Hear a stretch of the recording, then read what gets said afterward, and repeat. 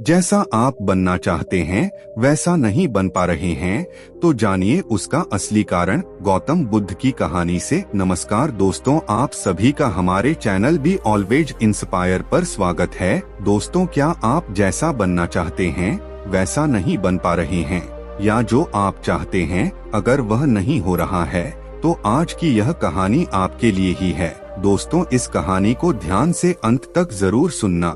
दोस्तों, अगर आप इस कहानी को अंत तक ध्यान से सुनते हैं तो आपको इस कहानी से कुछ ऐसा सीखने को मिलने वाला है जो आपको आपकी लाइफ में बहुत काम आने वाला है। इसलिए इस कहानी को अंत तक अवश्य सुने। लाइफ चेंजिंग गौतम बुद्धा की कहानी। दोस्तों, आज आपके पास जो कुछ भी है वह इसीलिए नहीं है कि आपकी किस्मत में इतना ही लिखा था या फिर आपकी किस्मत ही खराब है, बल्कि वह इसीलिए है क्योंकि आप इतना ही डिजर्व करते हैं। दोस्तों, यह प्रकृति बड़ी ही न्यायप्रिय है। यह उसे उतना ही देती है जितने का वह हकदार होता है। चाहे वह ज्ञान हो या धन, अभी आपके पास उतना ही है जितने की आप हकदार हैं। लेकिन अगर आपको इससे भी ज्यादा चाहिए तो आपको उसके काबिल बनना होगा। दोस्तों, ऐसा कौन सा गुण है जो आपको काबिल बनाता है? क्या आप उस गुण के बारे में जानना चाहते हैं? अगर आप जानना चाहते हैं तो आप गौतम बुद्ध के जीवन की इस कहानी को अंत तक ध्यान से जरूर से सुने। दोस्तों, इस कहानी को सिर्फ समझेगा मत, बल्कि इस कहानी को अपने भीतर उतर जाने दीजिए। तो बिना समय को गवाए चलिए कहानी की शुरुआत करते हैं। गौतम बुद्ध के जीवन की शिक्षाप्रद कहानी जो आपका जीवन बदल देंगी। दोस्तों, एक बार गौतम बुद्ध को एक सभा में भाषण करना था और जब सभा का समय हुआ तब बुद्ध वहां आए और बिना कुछ बोले ही वहां से चले गए। तकरीबन 100 से भी ज्यादा लोग बुद्ध का उस सभा में इंतजार कर रहे थे और बुद्ध के इस तरह के व्यवहार को देखकर सभी लोग बहुत चौंके, लेकिन किसी ने भी बुद्ध से कोई भी प्रश्न नहीं किया। दोस्तों, अगले दिन फिर से सभा का आयोजन हुआ और दूसरे दिन सभा में लोगों की संख्या तकरीबन घट गई। इस बार तकरीबन 80 लोग सभा में बैठे हुए थे। बुद्ध सभा में आए, लेकिन इस बार भी बुद्ध ने वही किया, यानी बुद्ध इस बार भी आए और बिना कुछ बोले ही वहां से चले गए। लोग दोबारा से चौंके, लेकिन किसी ने भी बुद्ध से कोई प्रश्न नहीं किया। अगले दिन सभा का आयोजन फिर से किया, लेकिन इस बार सभा में लोगों की संख्या और घट गई। इस बार सभा में केवल 50 लोग ही आए हुए थे। बुद्ध सभा में फिर से आए और उन्होंने इधर उधर देखा और बिना कुछ बोले ही सभा से चले गए। उसके बाद कुछ लोग क्रोधित भी हुए क्योंकि लोगों ने अपना काम धंधा छोड़कर आए हुए थे, लेकिन किसी ने भी बुद्ध से कोई प्रश्न नहीं किया। अगले दिन फिर से सभा का आयोजन हुआ। दोस्तों, आप लोग जो इस कहानी को सुन रहे हैं, आप में से भी कुछ लोग मन ही मन यह कह रहे होंगे कि अरे कितनी बार सभा का आयोजन होगा, और आप लोगों को भी इस कहानी को सुनते वक्त इरिटेशन होना शुरू हुआ होगा।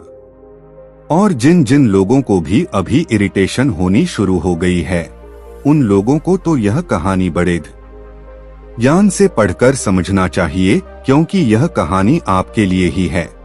अगले दिन फिर से सभा का आयोजन हुआ, लेकिन इस बार सभा की संख्या और ज्यादा घट गई थी, यानी इस बार सभा में सिर्फ 30 लोग ही थे।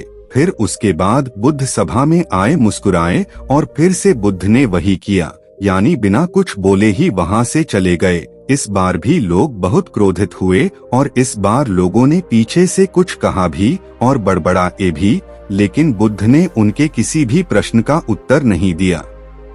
दोस्तों, अगले दिन फिर से सभा का आयोजन हुआ और इस बार लोगों की संख्या बहुत ज्यादा घट गई थी, यानी इस बार सभा में कुल मिलाकर 15 लोग ही आए हुए थे। इस बार भी बुद्ध सभा में आए, लेकिन इस बार बुद्ध अपना आसन ग्रहण कर लेते हैं।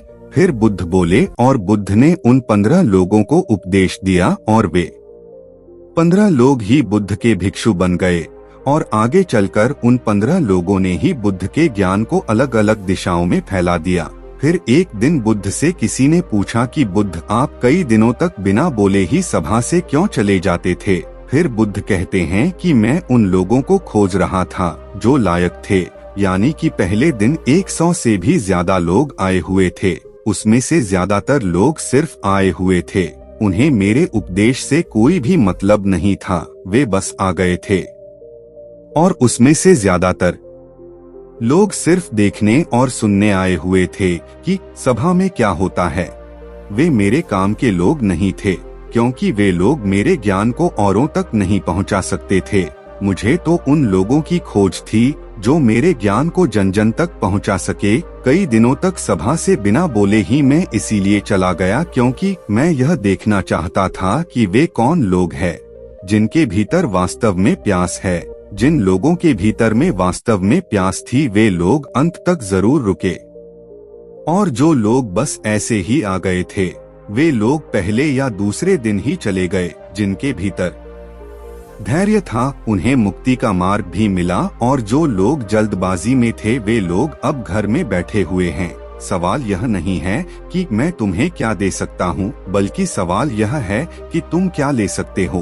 तुम्हारा पात्र कितना बड़ा है और कितने के तुम हकदार हो। जितने के तुम हकदार हो, उससे ज्यादा तुम्हें नहीं मिलेगा।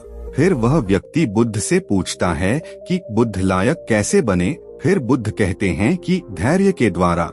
जिस व्यक्ति के अंदर धैर्य है, वह अपने जीवन में कुछ भी पा सकता है। सभा में जितने भी लोग आए हुए थे, और उसमें से अंत तक वही रुके जिनके अंदर धैर्य था। चाहे तुम्हारे जीवन में तुम्हारा लक्ष्य जो कुछ भी हो, लेकिन तुम बिना धैर्य के सफलता के चरम तक नहीं पहुंच सकते। फिर वह व्यक्ति बुद्ध से पूछता है कि कोई व्यक्ति अपने भीतर के धैर्य को कैसे बढ़ाए। बुद्ध कहते हैं कि निरंतर अभ्यास के द्वारा हम अपने भीतर के धैर्य को बढ़ा सकते हैं। जैसे कोई व्यक्ति जब ध्यान करना शुरू कर देता है, तो उसका मन उसके सामने कई सार अड़चन लाता है, लेकिन उसका धैर्य उसे एक दिन उसके लक्ष्य तक जरूर पहुंचा देता है। फिर वह व्यक्ति बुद्ध से कहता है कि मैं समझ गया बुद्ध, मैं समझ गया।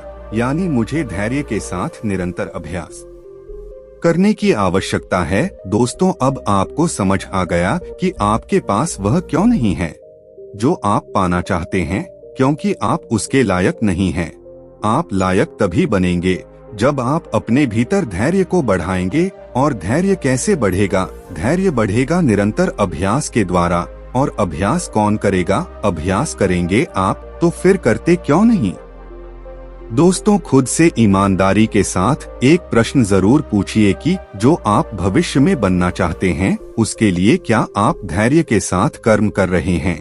दोस्तों, अगर उसका उत्तर नहीं है, तो अपनी असफलता के लिए जिम्मेदार आप खुद होंगे। दोस्तों, आज की यह गौतम बुद्ध की शिक्षाप्रद कहानी आपको पसंद आई होगी, तो नीचे कमेंट बॉक्स में यस जरूर लिखें। और उसके साथ ही इस कहानी को अपने दोस्तों के साथ शेयर करना ना भूलें।